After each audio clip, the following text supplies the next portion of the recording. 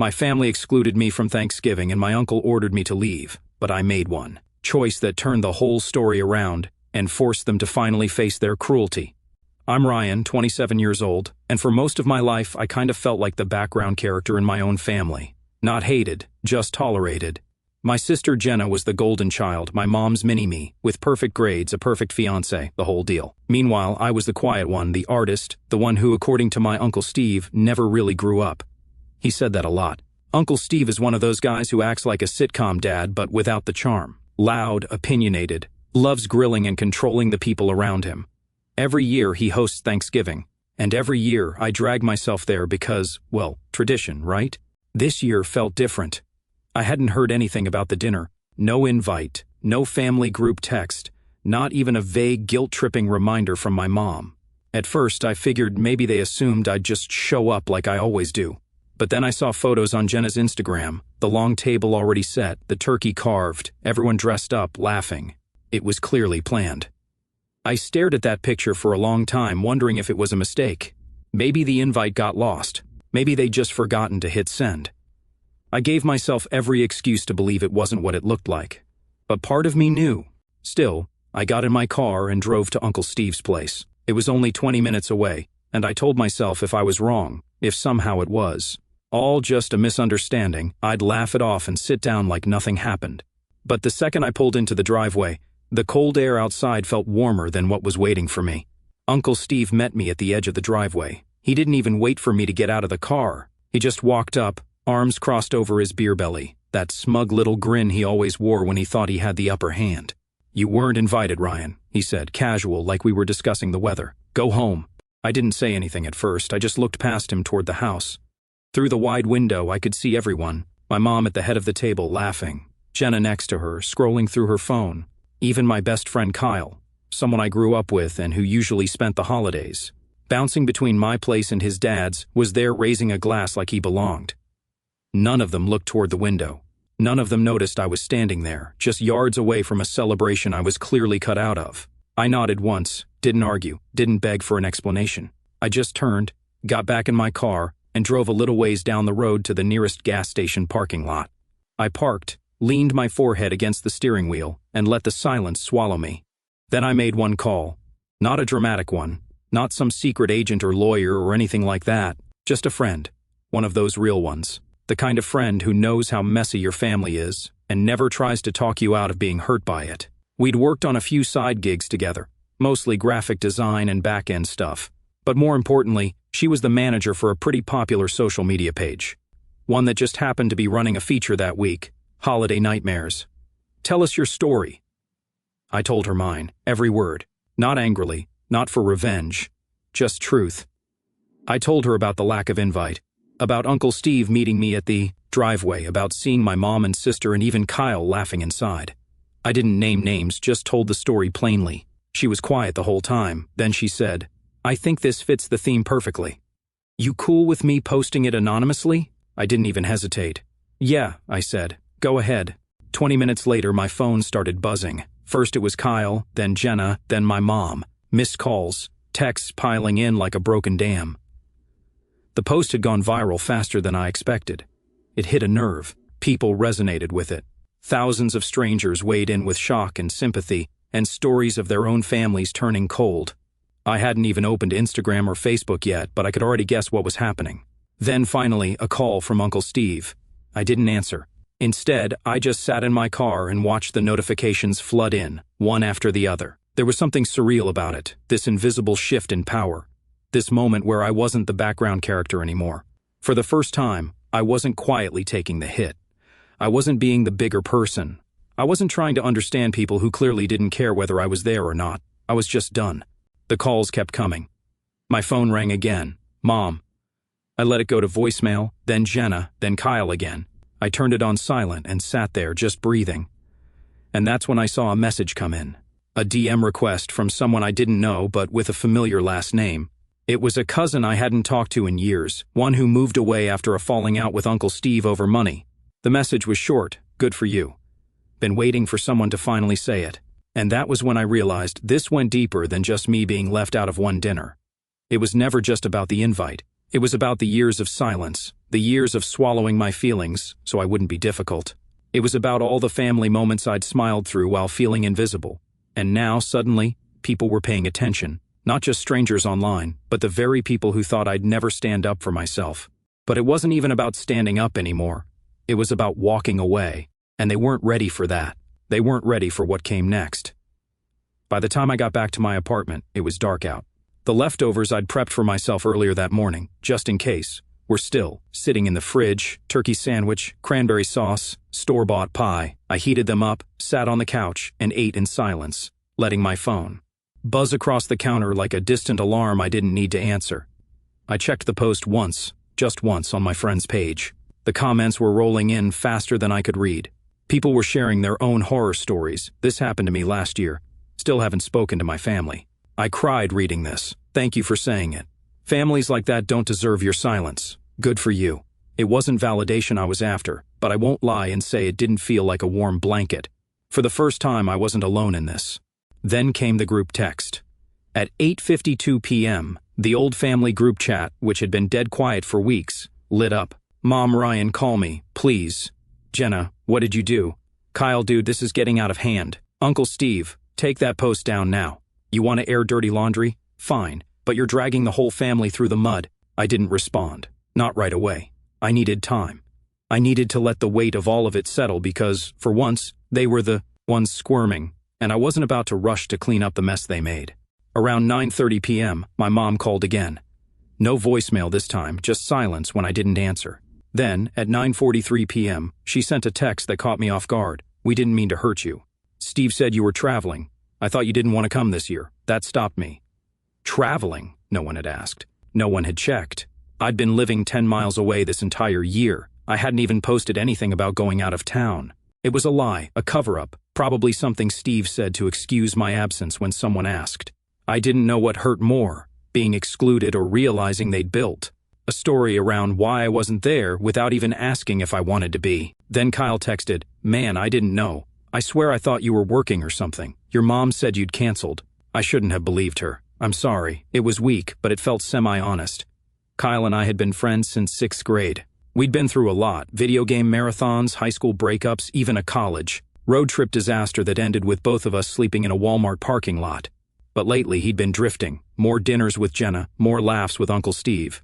I chalked it up to growing older, but maybe it was more than that. Maybe he'd started to believe the version of me they told themselves, the unreliable one, the sensitive one, the outsider. Still, I didn't respond. I needed them to sit in it a little longer. At 10:12 p.m., the post was picked up by a bigger page, a national one. My friend messaged me in all caps, "Dude, 40,000 shares in an hour. It's everywhere." And she was right. When I checked Twitter, there were screenshots, threads. People were dissecting the dynamic, the manipulation, the entitlement. They were guessing at the family roles like it was a psychological crime scene. Some even tried to figure out who I was, but I stayed anonymous, watching from behind the glass like someone observing a fire they didn't have to put out. That's when the emails started coming in. An HR rep from a tech company I once freelanced for. A former teacher, an old roommate. People who recognized the tone, if not the details. One line from a woman I hadn't spoken to in years stuck out. "I always wondered how you stayed so quiet at those parties. Now I understand. You were drowning." At 11 p.m., Jenna called. I didn't answer. She tried again, and finally sent a wall of text so long I had to scroll twice to finish it. She said I was overreacting, that I could have just texted her, that I'd blown everything up over one dinner, that I was embarrassing. The family, that Uncle Steve's clients were calling him asking questions, that their neighbors were asking what happened. I read the message twice, then once more, and when I got to the end, I laughed quietly, bitterly, because in all those words, not once did she ask how I felt. Not once did she apologize. It wasn't about me being hurt. It was about them being uncomfortable. The thing about silence is that it builds up like pressure in a pipe. You don't even realize how close it is to bursting until the whole thing floods. That post, that one story, was my floodgate opening. And now every person who ever brushed me off, whoever told me to be the bigger person, was watching me become someone they couldn't ignore. And I hadn't even said their names. That was the part that scared them most, the power of being anonymous and being right. At 11:47 p.m., my phone buzzed again. It was a call from a number I didn't recognize. I almost didn't answer. but something made me tap accept. A woman's voice came through, nervous, almost trembling. "Hi, is this Ryan? Who's this?" "My name's Emily. I'm Steve's daughter." I froze. Emily, his daughter from his first marriage, the one he barely talked about, the one he hadn't invited to Thanksgiving in years. "I saw the post," she said, "and I think we need to talk." And that's where things shifted, where the story stopped being just mine, where the past started to unravel faster than I ever expected. I sat there, stunned. I hadn't heard Emily's name in at least a decade. Uncle Steve never talked about her unless someone else brought her up, and even then, it was with this awkward mix of disdain and forced indifference. "She made her choices," he once said when I asked why she wasn't at Christmas. That was the whole explanation. No follow-up, no curiosity, just cold dismissal. But here she was on the phone with me. "I didn't know if I should call," Emily continued, her voice low. "But when I saw the post, I knew it was you. The way you wrote it, I don't know.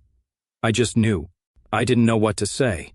There was something haunting about hearing from her, like a ghost of family past suddenly stepping into the present. She hadn't just disappeared. She'd been erased. And yet, her voice sounded warm, familiar even. "I'm guessing you saw how fast it spread," I said finally, just to say something. She gave a short, sad laugh. "Yeah, I saw. It's blowing up. And I've been reading the comments all night." The whole thing just hit me hard. There was a pause, not awkward, just heavy. "You know what really messed me up?" she said. "I thought I was the only one." That cracked something in me. "I thought I was," I admitted.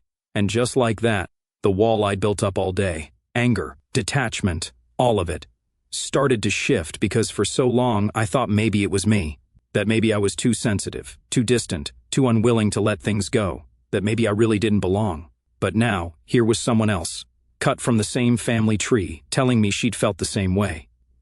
"Do you have time to talk?" she asked. "I don't want to dump all this on you, but there's stuff I've never said out loud before." I looked at the clock, midnight. I was supposed to be asleep. I had work in the morning, but none of that mattered. "Yeah," I said, "I've got time." So we talked for hours. She told me about how Steve used to pit her against her mom, how he'd throw money at problems and then yank it away just to remind her who held the leash, how he'd tell everyone she was difficult, ungrateful, spoiled, when, in reality, she just started asking questions he didn't want to answer. She talked about how, when she turned 21, he cut her off completely and told the rest of the family she'd moved on. She hadn't. She just stopped fighting to be seen. And then she said something I'll never forget. "He taught me to believe that being silent was the price of keeping the peace. But it never bought me peace, it just made him comfortable." I didn't realize I was crying until I tasted salt on my upper lip. It was like everything I'd never said had found a voice in her. And it wasn't just about Steve. It was my mom brushing things under the rug, Jenna laughing along with the jokes, Kyle, my so-called best friend, joining them at that table like it was just another Thursday. It was years of being the outsider and pretending that was okay. Emily and I talked until nearly 3 a.m., and by the end of it, I felt lighter, not healed, far from it, but understood, like someone had opened a locked door inside my chest and let fresh air in. Before we hung up, she said, "If you ever want help telling more of the truth, I'm in. Seriously, you're not alone in this." And that was the moment I knew this wasn't going to end with one post. This was the beginning. I finally got a few hours of sleep, and when I woke up, everything had escalated. My inbox had exploded. Requests from journalists, offers from podcasts, someone from a documentary series asking if I'd speak on camera, anonymously, if I wanted. My name hadn't been leaked, but people were starting to put pieces together. Extended family members, old friends, acquaintances. Some reached out just to say, "I think I know who that was, and I believe you." Others weren't so kind. I got a text from Aunt Carol, Steve's wife, around noon. "You're ruining lives over one dinner, Ryan. Was that your plan? To humiliate everyone publicly? You were always dramatic." I stared at the message for a while, the gall of it, the projection. That's when I realized the real reason they were panicking. They weren't worried about the post being mean or inappropriate. They were worried it resonated, that people believed it, that strangers, thousands of them, recognized the kind of manipulation and cruelty they'd spent years disguising as family tradition. And in their world, image was everything. So, I started pulling receipts. I wasn't planning to go public yet, but I began gathering screenshots, texts, voicemails, things I'd let slide, things I'd ignored to keep the peace. The time Jenna forwarded a family vacation invite to everyone but me. The message from Mom telling me not to make a scene at Christmas because Steve wasn't in the mood for attitude. The audio clip of Uncle Steve telling me at my college graduation dinner that graphic design isn't a real job. Piece by piece, I was building a timeline, a record, because this time I wasn't going to let them twist the story. And that's when something happened that I didn't expect, a knock at my door. I wasn't expecting anyone. My apartment building had a buzzer, and I hadn't heard it go off. But there it was, 3 sharp knocks, right around 3:15 p.m. I froze. 1,000 possibilities flashed through my head. Another neighbor, a reporter, my landlord, or one of them. I walked to the door slowly, heart pounding, and looked through the peephole. What I saw made my stomach drop. It was my mother, and she wasn't alone. Standing beside her, arms crossed, was Uncle Steve. I didn't open the door right away. I just stood there, watching through the peephole as my mother fidgeted with the strap of her purse, and Uncle Steve paced like a lion in a cage, all bottled up fury and fake restraint. The audacity of them showing up unannounced after everything, after deciding. I didn't exist on Thanksgiving, made my fingers curl into fists at my sides. But I wasn't going to give them the upper hand. Not again. I unlocked the door and opened it just a crack, keeping the chain latched. "What do you want?" Mom's eyes widened, like she hadn't expected me to sound so cold. "Ryan, sweetheart, can we come in? We just want to talk." Behind her, Steve snorted. "We wouldn't have to talk if you hadn't made that ridiculous post. You could have just picked up the phone." My voice stayed steady. "You could have invited me." He opened his mouth, but I cut him off. "You know what? No, you're not coming in. Say whatever you need to say right here." Mom looked wounded. "Ryan, please don't do this." "This isn't you." I raised my eyebrows. "Is it me? You mean it's not the version of me you're used to? The one who smiles through everything and pretends it's all fine?" "Yeah, I'm done being that guy." Steve stepped forward, but I shut the door a bit tighter so he couldn't even see my face clearly. "We've been getting calls, Ryan," he said, his voice sharp. "People are asking questions. My business partner saw the post. Carol's crying in the guest room. You've made us into a public spectacle." "No," I said quietly. "You did that. I just told the truth." Mom's voice cracked. "Do you really think we did this to hurt you? You've always been so sensitive. We thought you didn't want to come this year. Steve said you'd mentioned something about being busy." "I never said that," I cut in. "None of you even asked. You assumed, or worse, you lied, because it was easier to pretend I didn't matter than to deal with the discomfort of inviting someone you all treat like a burden." They were both silent for a beat. Then Steve let out a sharp laugh. "You're acting like some kind of martyr," he sneered. "You're not the only person with problems, Ryan. Grow up." And that was it. That was the sentence that broke the last fragile thread of empathy I had left. I slammed the door shut, not hard but with finality, and locked the deadbolt. I stood there for a moment, listening to them mutter on the other side. I heard Mom say something like, "He's not thinking straight," and Steve curse under his breath before their footsteps faded. I didn't move. I just leaned against the door and breathed. Not long after, my phone buzzed again. "Jenna, this time what are you doing? Why is Mom sobbing? You need to fix this, Ryan." I didn't respond. I didn't need to because by then, the full ripple effect had already started. My post had crossed over from social media to news aggregators. A few journalists had picked it up and written anonymous op-eds about holiday exclusion and family dynamics. One even compared it to the concept of emotional scapegoating, how families often use one member as a dumping ground for their dysfunction, then act shocked when that person finally walks away. People were talking, and not just strangers. Over the next few days, I got more messages from extended family, cousins, great aunts, even people I hadn't seen since I was a kid. Some just wrote short notes, "I'm proud of you." Others sent paragraphs telling me about their own versions of Thanksgiving betrayal. I even got a message from my dad's sister, who hadn't spoken to my mom in years. She wrote, "I always thought you were different. I see now you were just surviving." That word surviving stuck with me because that's what I'd been doing for years, not living, not thriving. Just surviving in a family that only saw me as useful when I was quiet, helpful, non-confrontational. But now that I'd spoken up, really spoken up, they didn't know what to do with me. A week passed. I blocked Steve. I muted Jenna. I ignored Kyle's repeated texts, all variations of, "Can we talk?" And I didn't know, man, because at that point I didn't care whether they knew or didn't.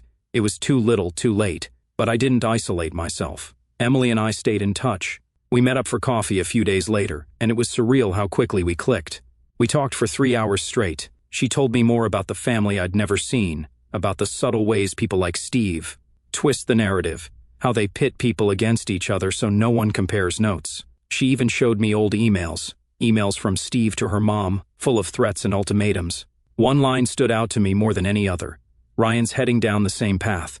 Soft, weak. He won't make it unless someone straightens him out. I stared at those words for a long time because that wasn't just cruel. That was premeditated. He'd been preparing the rest of the family to believe the worst about me long before I'd even realized it. Gaslighting on a family. Wide level, undermining me in subtle ways so that by the time I ever pushed back, it would seem like I was the one overreacting. It wasn't paranoia, it was a pattern. And now that I saw it, I couldn't unsee it.